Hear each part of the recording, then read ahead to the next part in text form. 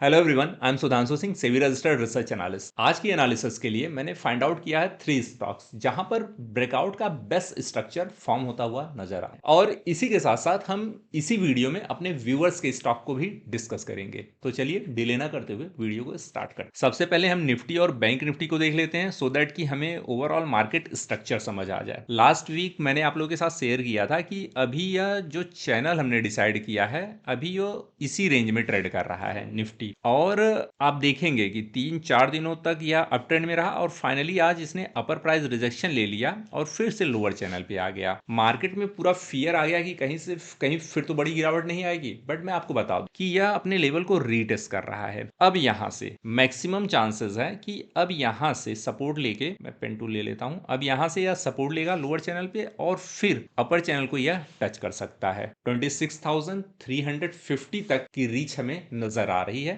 आने वाले टाइम में निफ्टी में। अभी मैं कोई बड़ी गिरावट निफ्टी के चार्ट पे तो नहीं ही देख रहा हूं। अब बात करते हैं बैंक निफ्टी की। ये बैंक निफ्टी का चार्ट है, इसकी रेंज ऊपर शिफ्ट हो गई थी। लास्ट टाइम भी मैंने यही बोला था कि ये जो रेंज हमने डिसाइड की थी यह ऊपर शिफ्ट हो गया है। अब यहां से यह इस रेंज में ट्रेड करेगा और वही यह करता हुआ नजर आ रहा है। एचडीएफसी बैंक की वजह से आज बैंक निफ्टी में हमें अपसाइड की मूव देखने को नहीं मिली। अब बात करते हैं अपने पहले स्टॉक की। हमारा पहला स्टॉक है वोल्टास। वोल्टास के चार्ट को अगर आप देखेंगे तो ऑलरेडी एक ब्रेकआउट हमें देखने को मिल चुका है। लास्ट टाइम मैंने आप लोगों के साथ यह चार्ट शेयर किया था 2 ऑफ फेब में अपने फ्री टेलीग्राम चैनल में। आप देख सकते हैं यहाँ आवरली टाइम फ्रेम पर बार बार यह लोअर प्राइस रिजेक्शन ले रहा था सेम ट्रेंड लाइन से, बट उसी के साथ साथ आरएसआई में यहाँ डाइवर्जन हमें देखने को मिला और वॉल्यूम भी कहीं ना कहीं इंक्रीज होता हुआ नजर आ रहा था। तो मतलब साफ था कि अब यह अपने प्रीवियस टॉप को टच कर सकता है और अगर इसको ब्रेक किया तो यह डुअल टॉप, यहाँ डुअल टॉप तक आ सकता है, डुअल टॉप के जोन में। तो मैंने एक ट्रेंड लाइन यहाँ पर भी ड्रॉ कर दी थी। अभी इस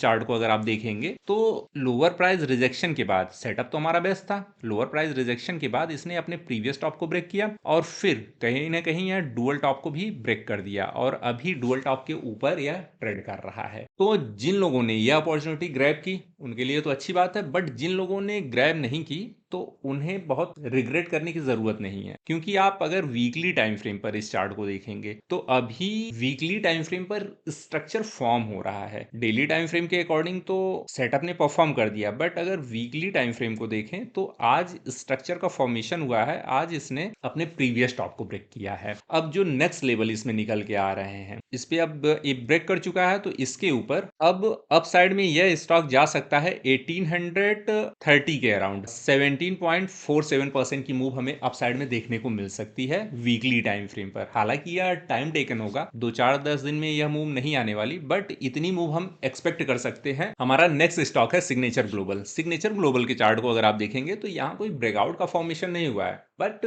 अर्ली मोमेंटम जरूर नजर आप देख सकते हैं। लोअर प्राइस रिजेक्शन हुआ और अभी यह अपने सप्लाई जोन के पास ट्रेड कर रहा है। यहां से फिर से यह रिजेक्शन ले लेता है तब तो नलीफाई हो जाएगा यह चार्ट, लेकिन एक बार इस सप्लाई जोन को ब्रेक कर देता है, यहां से डिमांड जोन के ऊपर आ जाता है, डिमांड जोन पे सपोर्ट ले लेता है, तो फिर नेक्स्ट यह जा सकता है अपने नेक्स्ट सप्लाई जोन के पास, जो कि है 1141 का लेवल। यहां तक यह इजिली मूव कर सकता है एक बार को डिमांड जोन के ऊपर आ जाता है तो, जिसके चांसेस मैक्सिमम मुझे लग रहे हैं। और असली ब्रेकआउट स्टार्ट होगा अगर इसने इस सप्लाई जोन को भी ब्रेक कर दिया और यहां से डिमांड ले लिया, तो फिर यहां से अपसाइड की एक्चुअल मूव ओपन हो जाएगी और यह स्टॉक अपसाइड में 50% से ज्यादा की मूव दे सकता है हमें। अब बात करते हैं नेक्स्ट स्टॉक की, टीवीएस मोटर। टीवीएस मोटर में ऑलरेडी हमने एक मूव ग्रैब कर ली 6.81% की और अभी इसने डुअल टॉप का फॉर्मेशन कर दिया है। और जो रिटेल ट्रेडर हैं कहीं ना कहीं कंफ्यूज हैं कि यह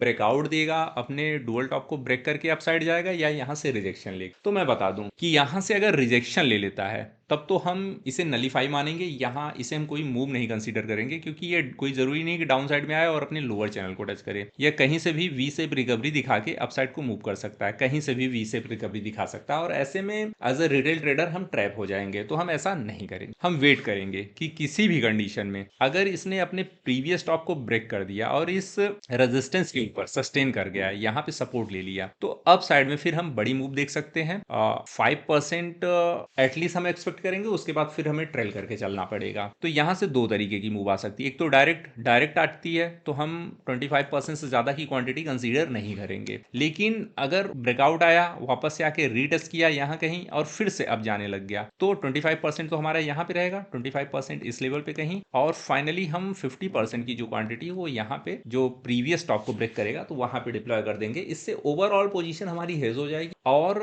हम इस पूरी रैली को एंजॉय कर सकते हैं। तो ये हो गए हमारे तीनों बेस्ट ब्रेकआउट सेटअप। अब अपने व्यूअर्स के स्टॉक को भी डिस्कस कर लेते हैं। डेटा पैटर्न एक्चुअली मैंने ही शेयर किया था। यहाँ पे मूव भी हमें देखने को मिली। फर्स्ट टाइम जब शेयर किया था 8.71% की मूव, 8.77% की मूव में एक्सपेक्ट किया था, बट यहाँ 5% की मूव आई, उसके बाद अपर प्राइस रिजेक्शन हो गया। तो जिन लोगों की इसमें पोजीशन है उनको मैं बता दूं कि डरने की कोई जरूरत नहीं। जो लोग एसएल को ट्रेल करते हैं वो तो निकल गए, उनका तो एग्जिट हो गया यहाँ पे। लेकिन जो लोग एज इट इज कि जो एसएल है वही रहेगा और जो टारगेट है वही रहेगा, तो यहाँ पर आपको मैं बता दूं कि यह अपने लेवल को रीटेस्ट कर रहा है। हो सकता है थोड़ा सा और नीचे जाए, 20 मूविंग एवरेज या 200 मूविंग एवरेज तक आ जाए और फिर यहाँ से एक शार्प अपसाइड हमें देखने को मिल सकता है। तो जिनकी पोजीशन है, मिनिमम क्वांटिटी यहाँ पे मैं ऑलरेडी कंसीडर करता हूँ 25% से ज्यादा की क्वांटिटी यहाँ पर नहीं होनी चाहिए। यहाँ पे जो लोग 100% ले लेते हैं ना, वो कहीं ना कहीं फिर एग्रेसिव ट्रेडर होते हैं और फिर उनका हार्ड एसएल होता है, उनको फिर यहाँ पे नहीं बैठना चाहिए, उनको एग्जिट कर लेना चाहिए। लेकिन जो लोग मिनिमम क्वांटिटी के साथ हैं यहाँ पर, वो 20 मूविंग एवरेज 200 मूविंग एवरेज तक इजीली आ सकते हैं, कोई दिक्कत वाली बात नहीं। और फिर यहाँ से जब शार्प रिकवरी दिखाएगा तो फिर क्वांटिटी ऐड की जा सकती है और यह पूरी की पूरी मूव हेज की जाती है। अब लास्ट स्टॉक की बात करते हैं जो हमारे एक व्यूअर ने ही पूछा था। तो इसमें कोई पैटर्न का फॉर्मेशन नहीं हुआ है एक्चुअली। यहाँ पर ब्रेकआउट मुझे दिखा था, मैंने इसे शेयर किया था। ब्रेकआउट भी आया, टारगेट भी हो गए और यहाँ से फिर यह अपने demand zone, sorry supply zone के पास आ गया और फिर अपर प्राइस रिजेक्शन ले लिया। और अभी मार्केट में न्यूज चल रही है कि एचडीएफसी का एडीआर गिर गया, अमेरिकन डिपॉजिटरी रिसिप्ट्स, उसमें गिरावट देखने को मिली है जिसकी वजह से यह डाउन ट्रेंड में आ गया। तो एडीआर गिरना कोई बहुत बड़ी बात नहीं है, ये न्यूज़ है, हमेशा बढ़ता घटता रहता है, तो इसमें कोई बहुत हम पैनिक करने की जरूरत नहीं है हमें। अब यहाँ पे आपको क्या दिख रहा है, यहाँ आप देखेंगे तो price action daily time frame पर तो बहुत कुछ नहीं समझ आ रहा है। चलिए आवरली पे चलते हैं। यहाँ देखिए आवरली टाइम फ्रेम पर प्राइस एक्शन डाउन ट्रेंड में है, कंटिन्यूअस डाउन ट्रेंड में है, डाउन ट्रेंड में है। लेकिन यहाँ आप देखेंगे तो निगेटिव डाइवर्जन का फॉर्मेशन हो रहा है। मतलब साफ है कि अब कभी भी लोअर प्राइस रिजेक्शन हो सकता है। डाइवर्जन को एज अ डाइवर्जन देखिएगा। अब निगेटिव डाइवर्जन है तो इसका मतलब यह नहीं कि नीचे चला आएगा स्टॉक। अब यहाँ से ये हो सकता है अगर नीचे भी आए, गैप डाउन ओपन हो जाए तो यहाँ पे सपोर्ट ले लेगा। फाइनल यही लेवल है कि इसको तो नहीं ही ब्रेक करना चाहिए इसे, और यहाँ से फिर सपोर्ट ले लेगा तो अप साइड में काफी शार्प मूव हमें देखने को मिलेगी। और एचडीएफसी जैसे सेफ स्टॉक में हम अप साइड में 5 to 6% की मूव एक्सपेक्ट कर सकते हैं नियर टर्म में। तो यह काफी सेफेस्ट स्टॉक है, अगर आपके पास है तो भी डरने की जरूरत नहीं। आपके लेवल वापस से आ जाएंगे, और जिनके पास नहीं है तो यहाँ पर एक बेस्ट अपॉर्चुनिटी है। इसे मैं ट्रेडिंग नहीं कहूंगा, इसे मैं कहूंगा कि इन्वेस्टमेंट की बेस्ट अपॉर्चुनिटी है। क्योंकि अगर एक बार को यह अपने डिमांड जोन पे सस्टेन कर जाता है, सप्लाई को ब्रेक करके डिमांड पे सस्टेन कर जाता है, तो फिर नई रैली एचडीएफसी बैंक के स्टॉक में हमें देखने को मिलेगी। तो अभी यह एक्सट्रीम लो लेवल पे है, यहाँ पर बेस्ट इन्वेस्टमेंट अपॉर्चुनिटी हमें देखने को मिल सकती है। तो जिनके पास पोजीशन है उन्हें भी डरने की जरूरत नहीं है, जिनके पास नहीं है वो इस स्टॉक को देख सकते हैं। तो ओवरऑल यही था इस वीक का एनालिसिस। आपको कैसा लगा कमेंट करके जरूर बताइएगा, और चैनल पे नए हैं सब्सक्राइब करना ना। मिलते हैं नेक्स्ट एनालिसिस नेक्स्ट